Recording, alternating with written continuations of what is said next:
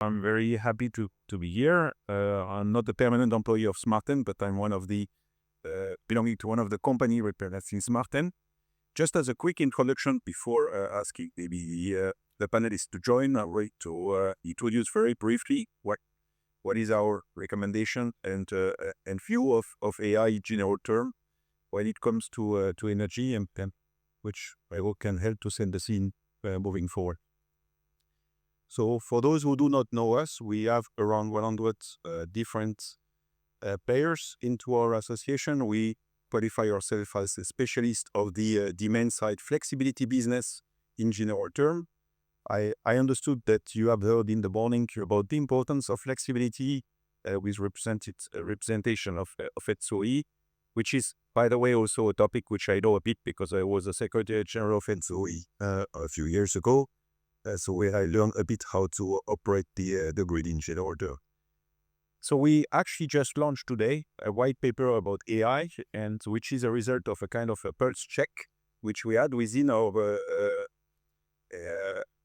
companies about how they feel and they perceive is the importance of AI for them. And I think the feedback is that we all see this as a crucial enabler to scale demand-side flexibility access, in particular to very distributed assets. So currently we already have flexibility on large assets. The question is how to pull all flexibility from the behind the meter across the system. And you can see here in our members, we do have big names from different parts of the industry: heat pump, EV, photovoltaics, storage, and of course the so-called flexibility service provider or aggregators, which are trading flexibility into the market. I think what also came very quickly into the discussion is AI should capitalize on harmonized reference model and architecture. I think that's very, very important. A lot of our companies are actually international, play on different markets, and there should be a reference model to access this data, to secure this data, and to make this data interoperable. And one of the elements which came very clearly in our first check was data access, regulatory, market design fragmentation today is still perceived as a main obstacle to current AI developments and not really the AI engine as such. So we all are playing with engines, left and right, or a desktop and so on. The question is where to get the data to train these engines and the right data. So because of course energy is a large language model, is not about speaking, it's about calculating and optimizing energy dispatch. So it's a slightly different, let's say, use case. So we also spent a lot of time in our past year into working on what would be a data space as part of the data for energy expert group. And a lot of our member companies were implied into that. And we see really the data space as an important element of this development because it facilitates consumer choice. So there won't be any single AI engine or technology. There will be a group of different, depending on the use cases. It avoids technology locking, and it really is architected for enabling flexibility exchange orchestration in real time. So that means it is a bit forfeiting the energy space. It ensures end-to-end cybersecurity. I think that's a very important element. What do we do with cybersecurity? Do we let AI run from basically states, which represent risk to our European power systems? So the response is obviously no. And there are codes which are preparing like the Cybersecurity Network, which should find are very important to still protect the grids in general. And also, they promote interoperability. So the AI can be the game of few big vendors actually pushing their technology and forcing standards into the industry, which we find is a risk. And so I think it's very important, Steve, to base this on the interoperable store. So what we really have as recommendation as a smartEn community for the discussion is it is important first to focus on right use cases. So we think optimization and the forecasting of flexibility is particularly important. A growing pilot into a larger scale project, then basically improving observability of all this flexibility for grid operators so that they can better stabilize the grids. But also bring value and benefits to consumers, enable revenue sharing with consumers, and basically for people who use AI, they should have a benefit using AI, and it should turn into a benefit, which is only the AI, only the company supply the we should not be too, we should be cautious about not prescribing too much AI methods, architecture, and tools. Really leave the market decide and test and try and preserve room for innovation, rapid prototyping, and so on. And still really favor transparency, auditability, performance guarantee, and really find a way to integrate with current grid optimization techniques. So grid optimization techniques are going to stay. So it's a matter of kind of blending the two technology together. And last but not least, but I already made my case on cybersecurity. So that this is what we find are important, basically a starting point of the coin. So now I would like to invite the panelists to the table. So we're going to discuss around that. And these are the people who are on the little from TG or Image Schneider from TG Connect. It's Gabriele Favaro from the Information Technology Industry Council.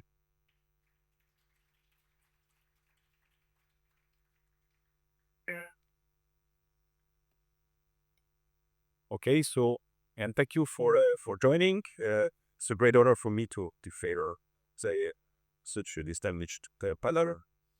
Going to start in general term, what's your view about AI? We hear that it can be an opportunity as what present as smartEn, but it can also present a risk, especially of the size of data centers representing new constraints into the congestion of the grids.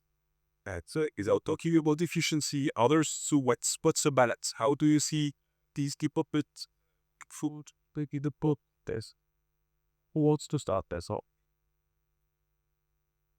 So good afternoon to everyone. I'm glad to be here. I think I was here last year to speak about the same subject. Though since then we've progressed quite a lot in our reflections on how to reap the benefits of AI energy system.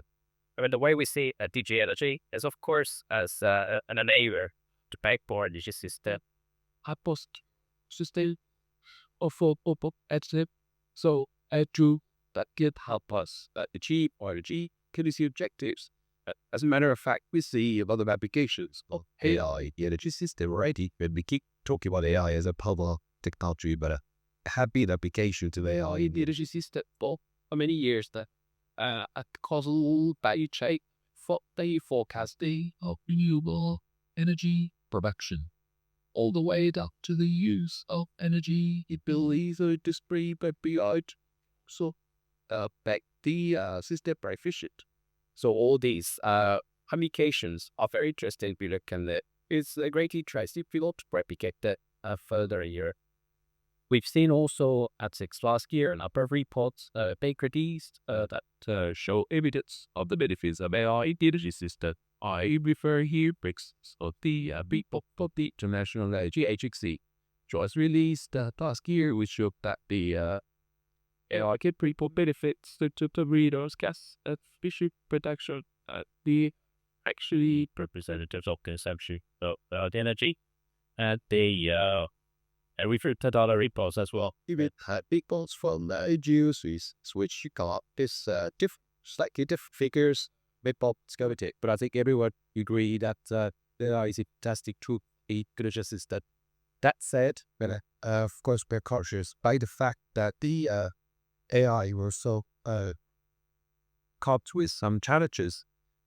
We see, of course, a growing energy consumption data centers, something we need to address. That will they come up with the measures addressing that challenge. We see also issues in terms of cybersecurity that is also to be tackled. And that's why we're becoming a very soon is a strategic part of digitization of the AI engagement sector, which aims at harvest the benefits of AI while at the same time addressing the challenges. Is another question, and you all know, the speed of innovation driven by AI is not just, what's. I think it's incredible, the pace of it, and now it develops, again, the smartphone, the applications, the Ministry of Vision, you think there is a lot of things happen with a good or fast speed. The question is, what is the added value for your big industry? And the other question is you able to master the AI development? Do we depend on other countries on development path. So it starts with large models, which high person models, they decrease about size like fishes. Right then, what you perceive as user intelligence crazy and the person force crazy. And you see there's a need for actually for sovereignty and the continent plan, there's plan in order to have AI factories in Europe allow the companies to develop models, but also to test and validate models. So we build all of the infrastructure on AI and on data in Europe. That's one thing. The other part that there certainly is that we need to accelerate the capacity of data centers in Europe where the AI loud and high in the world, and is coming up in a couple of months, more end of April, May. Which involves both. It's design of the data centers by scientists, and actually, we have to solve, the connectivity to the range, and they need power ledgers, and we need the solution, which is fit for purpose, really not, waiting for upgrading the way that they will give them all the power, but indeed, as you mentioned, they tell the smart solutions. There are other customers who need grid upgrade, like heat pumps, like to vehicles, like data centers. So we have developed the agriculture solutions, smart solutions, were able to cope with the increasing uncertainty and decentralization on these assets. And the AI has a huge potential, particularly for European industry, that you have tools which is able not to deal with a completely fully designed systems, but to deal with uncertainty that you do not fully design the system from the end, from the beginning to the end, and beginning where you deploy systems which are postponed intelligence to react to unforeseen events and constraints. So that's big potential of AI if you do it right. And then you not only need the large scale, of course, you use small models, which are able to do automation, which are able to understand the context. You see already, autonomous driving in the cars, they have the huge potential to understand the complex situation, but not really complex situation.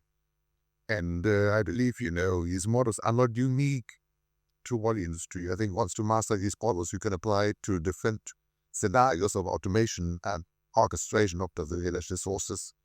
That's what it will place what you fall in. Apply AI strategy, different sectors, what is energy, others in mobility, agriculture, and manufacturing, in order to have to leverage the learning for what it is cheap to support this small agentic models which are applied to European industry, which is leading up the industrial sectors. It could add benefits over there for the operation of the systems, but also for the design system. Well, maybe let me start by introducing a little bit ITI before for the ones who don't know. It's the Information Technology Industry Council is a trade association focused on the tech sector. We do represent 80 of the most innovative companies in the world for the whole tech stack, headquartered in Europe, the US, Asia, so really across the globe. And we have a presence all over the world with offices in DC, Singapore, India, Latin America, and so on. And we do really represent the whole stack from the digital infrastructure, so including servers manufacturers, AI chips and chips manufacturers, data centers, operators, but even hardware manufacturers and AI developers. So we kind of have, let's say, a overview, an helicopter view of how the sector is evolving. And I kind of completely agree with what one's mentioned before, and it's kind of difficult to, add some extra layers to that. But first of all, we're very happy to see, this acknowledgement on the potential drive that AI can represent for, Europe's competitiveness. And this is, I think, the starting point. So it's, a reassuring aspect that, the focus is now on how we can enable AI deployment across different sectors and across, different use cases, rather than how we should, restrict AI use because of the related energy consumption. So this is already, let's say, a first step. Of course, we are aware of the, the related implications of investing in AI, but we're also very pleased to see how the Commission wants really to take to the next level AI development in Europe. And of course, let's say that I think we will go through this during the discussion, but we definitely, have few elements that need to be clarified, especially to guarantee that what was mentioned in terms of potential applications from different sides, and especially in the energy sector. So talking about again forecasting, optimization, and so on and so forth, can actually be put at scale. And we do also represent companies that provide grid enhancing technologies, and therefore that are, let's say, from both sides of the ecosystem in a sense.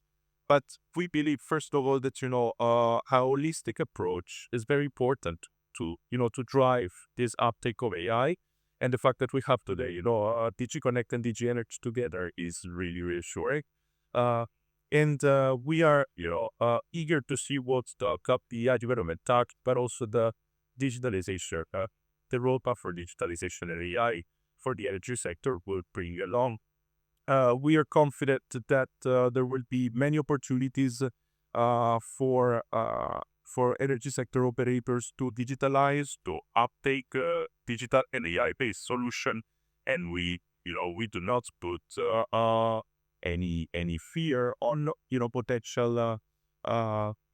Let's say we do not see how AI cannot contribute positively to with the due safeguards and guardrails to Europe's competitiveness in the next period. But of course, speed and coordination, I think, are two keywords. Thank you. So I'm hearing Kitchen speaking a positive message about benefits. I will say a message about mitigating risks related to these developments, which is raised.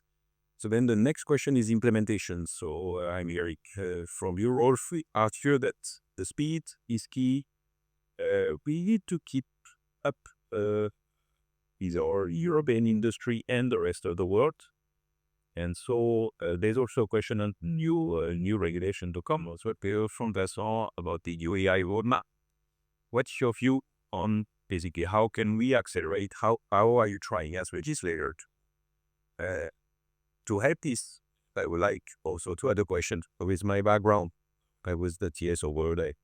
TSO, the one has very complex system and very high risk system, so that they have to be very risk adverse as a TNA.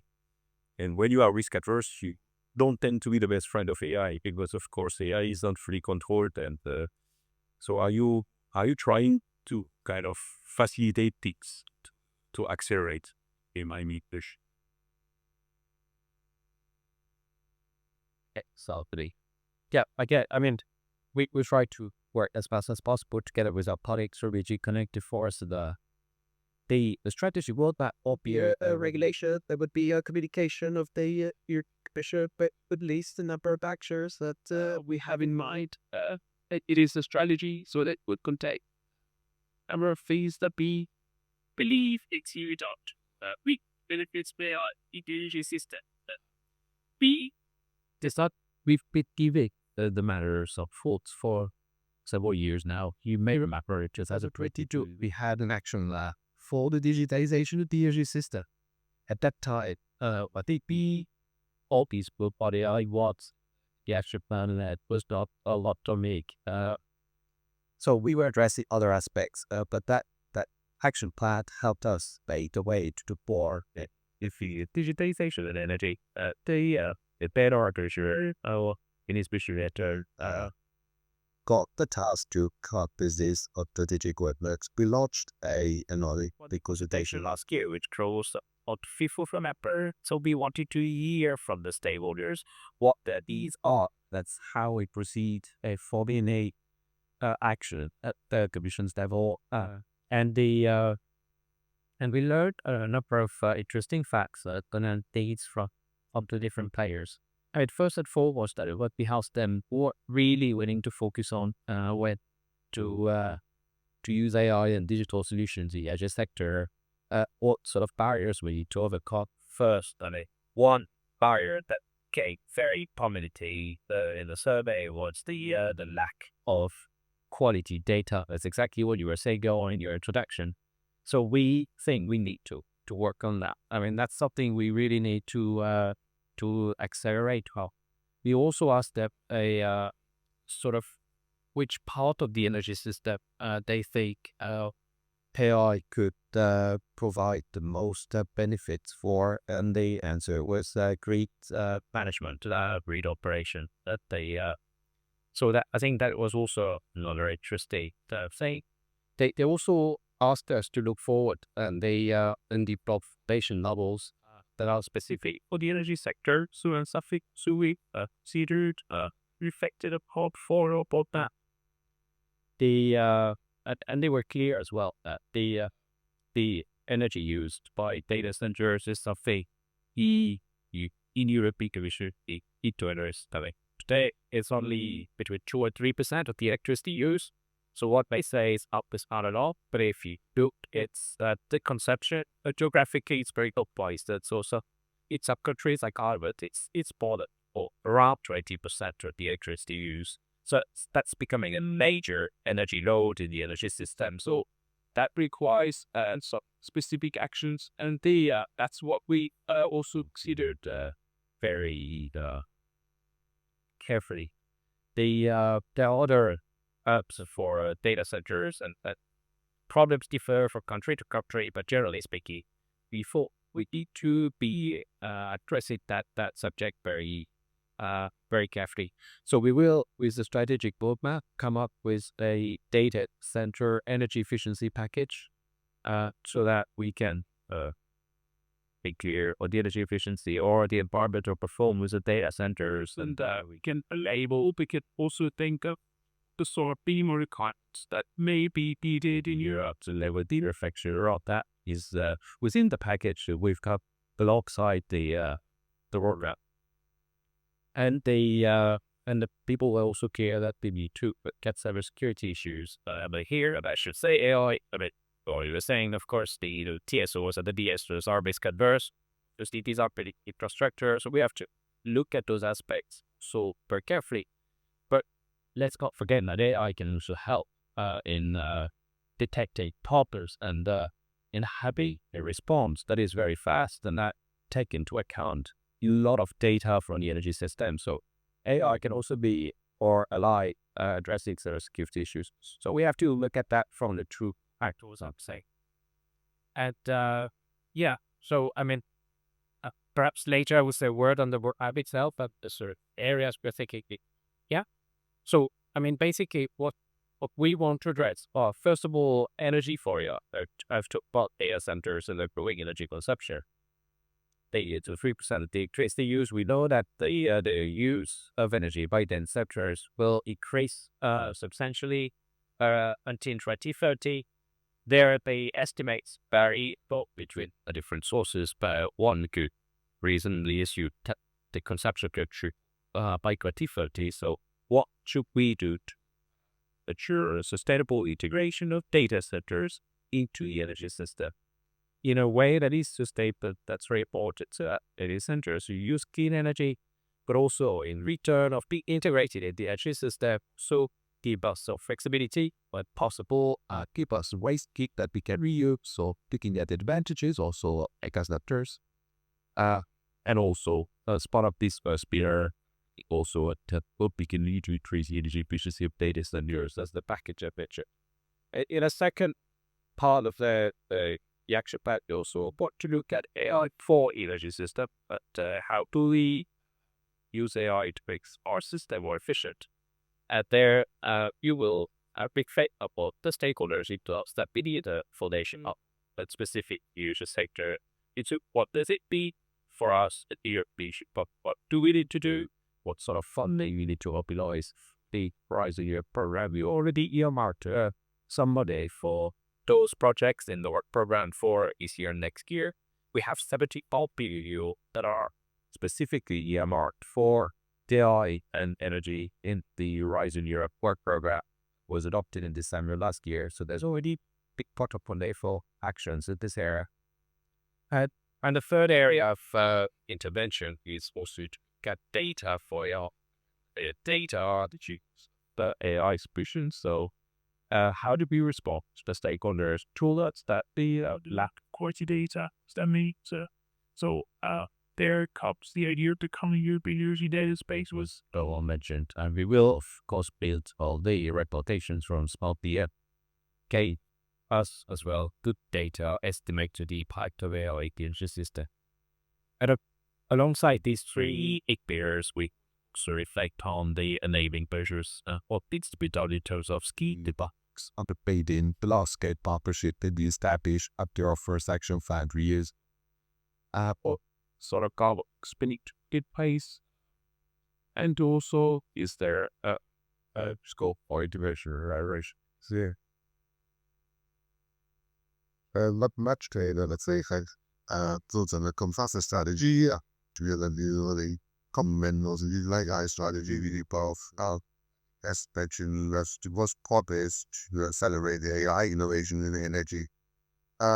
So to the support of maybe the first generation generative AI model to run the latest support for energy, which means it will not be perfect, definitely not, but it's good at the first place. We need to put data labs in order to speed, put the data in to expand the model. But as I said, as you mentioned, we need the data in order to train model, of course, and then not be able eventually also then sort of generative AI model really use the sandbox line it first, then the operators could speed with that one. And the driving force as well is the speed of the key how they use generally other models you the line model and this decision support before you have full-fledged integration with the energy system. And said this, as you mentioned, no AI without data. We also sort of the emergency of data hubs allow the line of for data space from the data frameworks that we have for the light data models that operators that change data that get poor data or the same and on safe level without many effort that get to trading on much of the amount of data that could data share without get knowledge on the one hand, but also reducing the effort for trading and for cleaning and trading as a part, very part, an element. And the second issue is that looking at other sectors, AI is material to use decreasingly in the whole tools and process development and methodologies is integrated in the design of systems. And we use AI for developing software. I think we become a status at your warfare industry, come also with the energy system.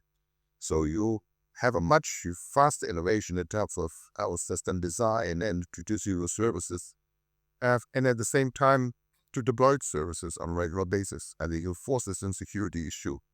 But if you write in the talk card, there's also a safety issue. So I think, we are not alone in that world and we have to run one of the sectors and we want to apply AI strategy also by leverage the cost sector element between the different sectors. So at the third point I want to mention is, as you mentioned, we need the operator support, but we also need FDP to unlock potential of flexibility, as you mentioned. There is from IA it was said, if you have sort of AI power to digital orchestration of assets and flexibility, you would have a 6% capacity as a reach of land. The just delights, which is immense, to get. I will not say for nothing, but the little committed effort. Digitizing the system, and matter of fact, maneuver and operate the system with perfect, so we gain a lot. So there's got a potential, and with that, you need to know that you need to be aware what's connecting, who's connected to the system. So we have a digital for energy is before.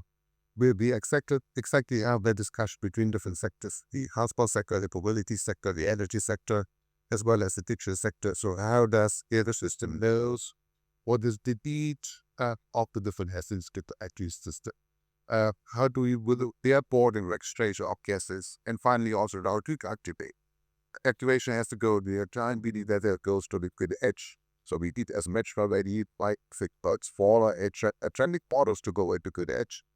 But then needs also, transparency on both sides. So the energy people have to know what's happening behind the meter.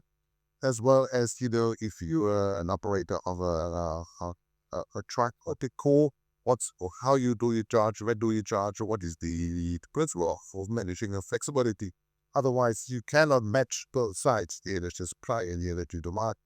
That is a bit of a chicken egg problem. Good projects first, that like flexible, we need sort of this interface. That's a bit of a main issue of the different energy expert below to identify the different roles, identify what are the data points you have to share in order to orchestrate energy behind the meter and supply the energy, for the meter.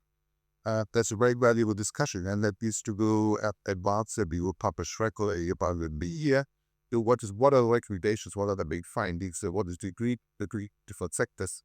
Otherwise, you will not unlock the flexibility or flexibility, for instance. And there's a much discussion we need the data center operators. What is the ability to manage flexible energy and avoid peaks in order to also how to deal with capacity limitations in the Netherlands at the moment. And that is sector discussion, and that's why we definitely appreciate the joint endeavor with the on and also digital or the different factories. So you simplify my role, because one of the questions which I had to ask is whether DG connected each other are like these objectives seems to be pretty different. And thanks for also etching the edge. I think it's a good idea to really build the LLM for energy. The English not restricted only to substation and wires. I think one of the challenge of the week is to know what happens via the meter. Then finding a model which we reflect the key of the interaction for data center for cross curve, whatever. So I can actually to these optimization and editions. Now we're going to go to memory and particularly what I like to hear from you. We hear a lot about flexible data center. And I, as you know, we briefly talked about it. I had my idea, but I have to speak to go and visit few data center operators. Say, you guys, are you really flexible? And I was, and I'm not going to mention it because why is it defined? But I realized people were actually even more conservative in the data center industry than in the grid industry. Or maybe I'm exaggerating a bit. It's the fact that when you build this data center, you want to run it as a base load, you don't want to operate it in a dynamic way. What's your take of that complex of it data center? Yeah, you said correctly, complex topic, and I think the first, let's say, step where to start is that when we talk about data centers, we are talking about a whole, it's a set different here. So have not the data center as such. We have a variety of actors with different business models, which of course have implications of how,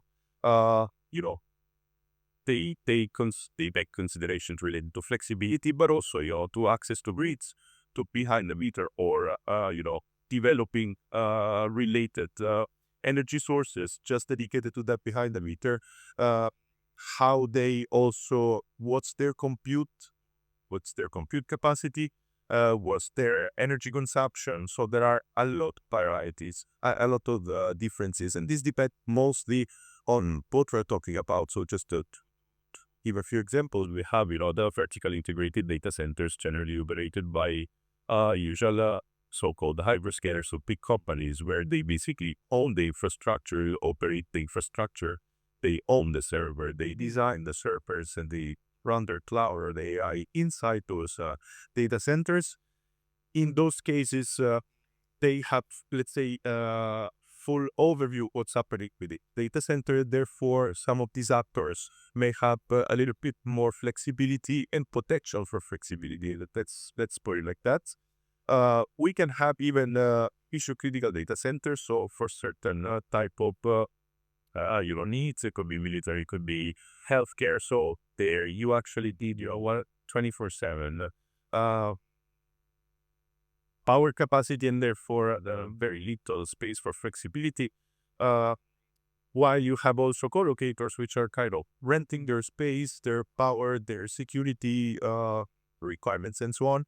And therefore, a company that goes there has complete control of their utilization of their IT infrastructure, the servers, and they want to run it whenever they decide. So the control is not on the operator, it's on the utilizer of the specific part of the robot, the data centers.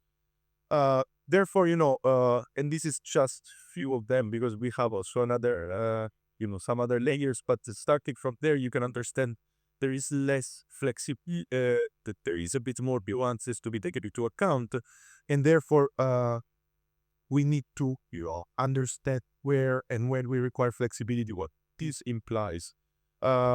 Something needs to be done, and there could be more to be done. Yes, I agree. As you mentioned, it's a matter of, at the deep mentioned before, it's a matter of just collaborating, understanding what's the better path there. And from our industry perspective, it's also a matter of creating, let's say, an incentive-based system with, let's say, market-driven potential solutions where there is actually an incentive for operators to, let's say, contribute to the flexibility of the whole system.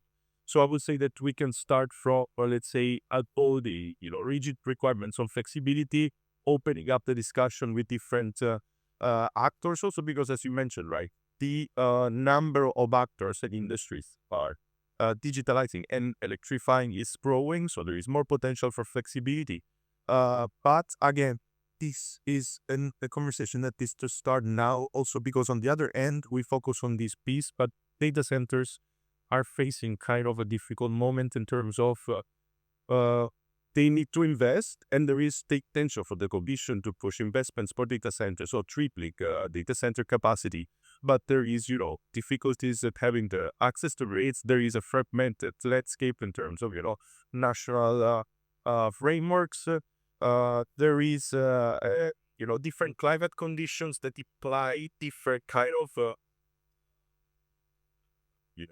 cooling strategies and other elements related maybe to the more the energy efficiency, water efficiency part.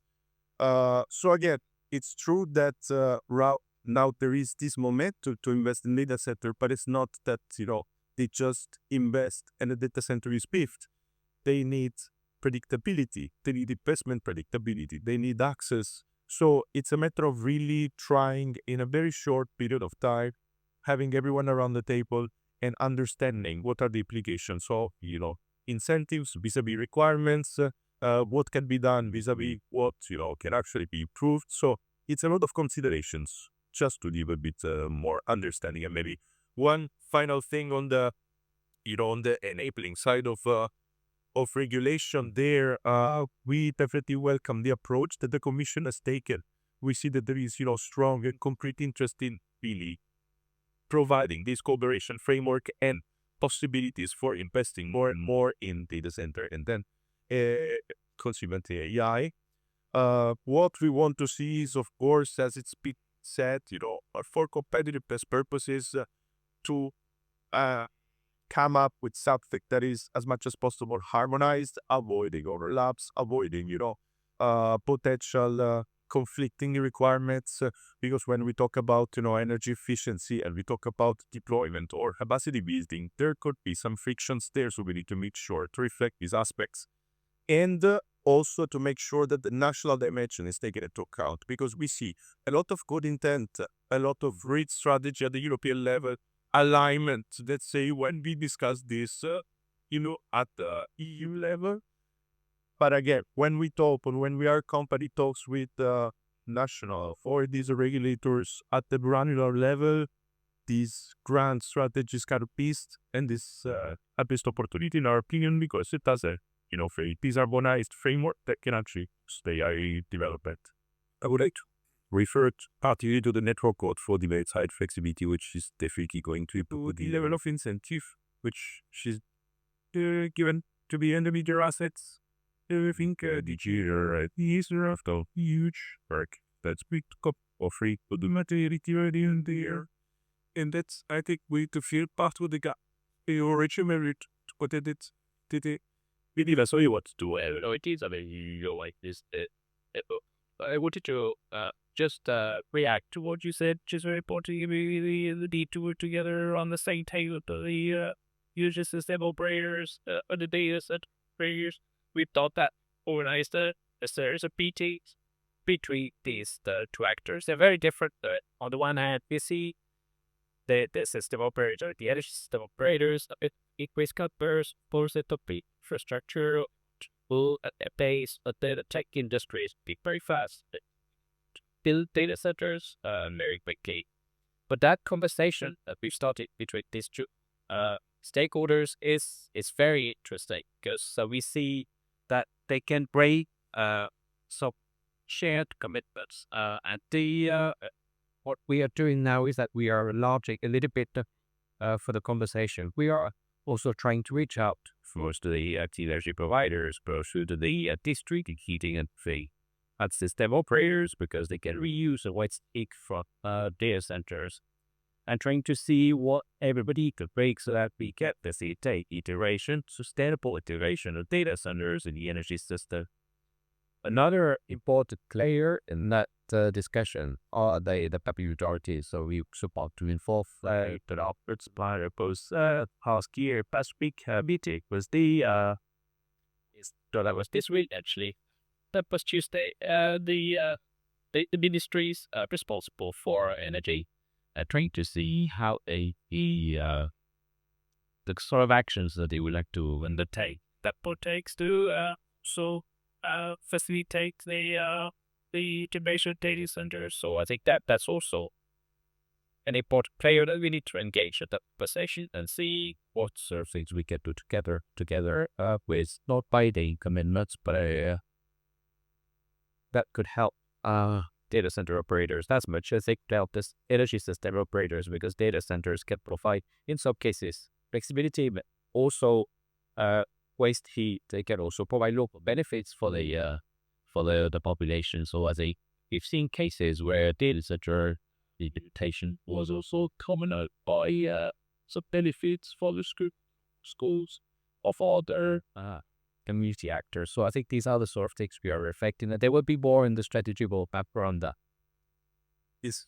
Then one because as you mentioned that there's indeed a benefit if you're able to orchestrate energy flows, cost of energy vectors, heat, electricity. And I think if you want to connect the systems, IoT data is the one connected with the ecosystems, heavy digital platforms, what they call it.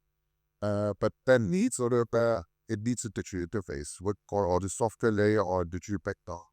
If you don't agree on the digital interface, how is systems interact, to activate or to orchestrate energy flows across the different systems and to optimize.